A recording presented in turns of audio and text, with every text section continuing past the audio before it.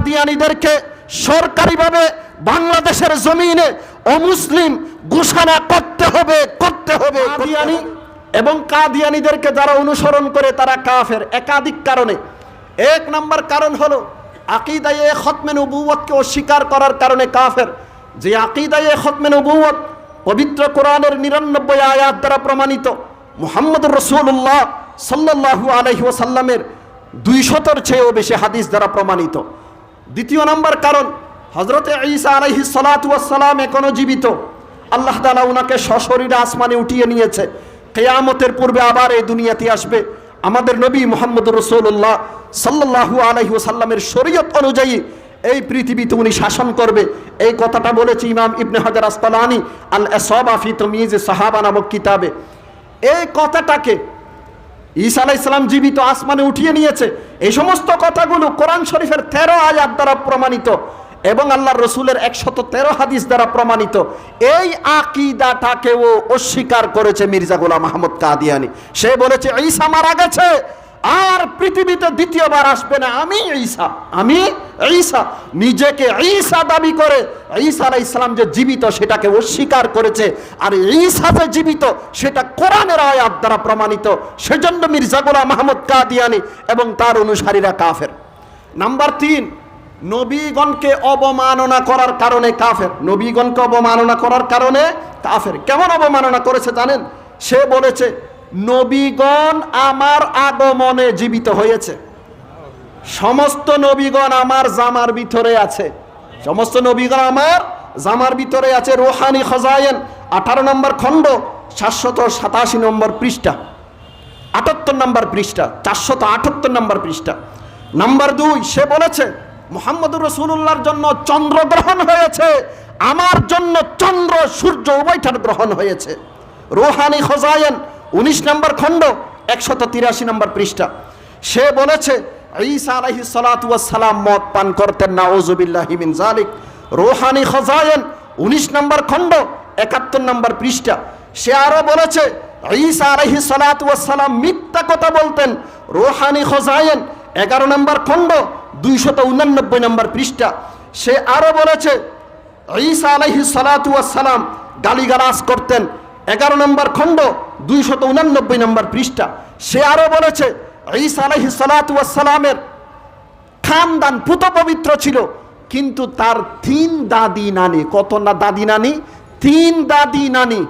ঈসা আলাইহিস সালাতু ওয়াস সালামের 3 দাদি নানি বেবিচারিণী ছিল, তাদের প্রোডাকশন হচ্ছে ঈসা আলাইহিস সালাতু ওয়াস সালাম।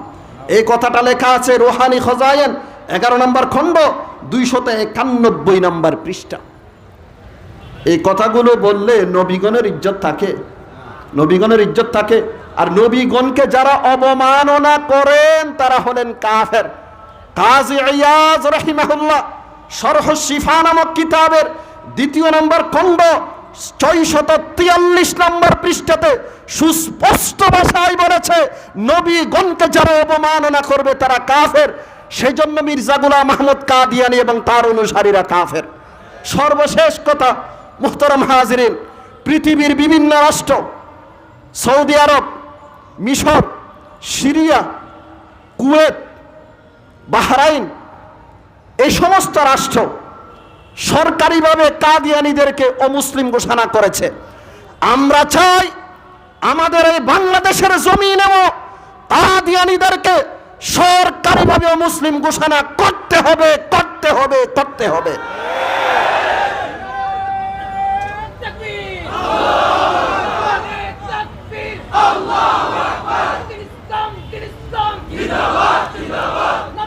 আমাকে কথা বলতে দিন, আমার সময় প্রায় শেষ, আমাকে কথা বলতে দিন। কাদিয়ানীদেরকে সরকারিভাবে অমুসলিম ঘোষণা না করার কারণে আমাদের সমাজের সাধারণ মুসলমানেরা সামাজিকভাবে, ধর্মীয়ভাবে, কয়ভাবে? 2 ভাবে, সামাজিকভাবে, ধর্মীয়ভাবে বিভিন্ন বিপর্যয়ের সম্মুখীন হচ্ছে, বিভিন্ন বিপদের সম্মুখীন হচ্ছে। 3টি বিপদের কথা বলে আমি কথা শেষ করছি। 1 নম্বর বিপদ, সরকারিভাবে তাদেরকে মুসলিম ঘোষণা না করার কারণে সাধারণ মুসলমানেরা তাদেরকে মুসলমান মনে করে তাদের বই পুস্তকগুলো পড়ে পড়ে বিভ্রান্ত হচ্ছে। নাম্বার 2, সাধারণ মুসলমানেরা তাদেরকে মুসলমান মনে করে তাদের দাওয়াত কবুল করে কাদিয়ানি হয়ে যাচ্ছে। নাম্বার 3, তারা কাফের, আমরা মুসলমান, মুসলমানের সাথে কাফেরের সাথে কোনো বিবাহ হতে পারে না। আজকে সরকারিভাবে অমুসলিম ঘোষণা না করার কারণে আমাদের সমাজের অনেক মা বোনেরা তাদের সাথে বৈবাহিক বন্ধনে আবদ্ধ হয়ে দিনের পর দিন, রাতের পর রাত, মাসের পর মাস, যুগের পর যুগ জিনা ব্যভিচার করে যাচ্ছে। মুহতারাম হাজিরিন, আমরা এ কথা বলছি না কাদিয়ানিরা এই দেশ থেকে চলে যাক, তারা এই দেশের নাগরিক, এই দেশে থাক, কিন্তু তারা তাদের ধর্মীয় পরিচয়, তারা কাফের, এই পরিচয় দিয়ে থাকতে হবে। এই দেশে মুসলিম ছাড়া হিন্দু, বৌদ্ধ, খ্রিস্টান এরা তাদের ধর্মীয় পরিচয় দিয়ে বসবাস করছে, আমাদের সাথে তো তাদের কোনো মতানৈক্য নেই।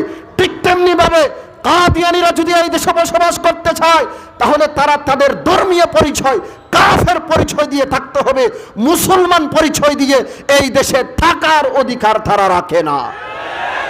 সর্বশেষ কথা, কাদিয়ানিদেরকে সরকারিভাবে বাংলাদেশের জমিনে অমুসলিম ঘোষণা করতে হবে, করতে হবে, করতে হবে।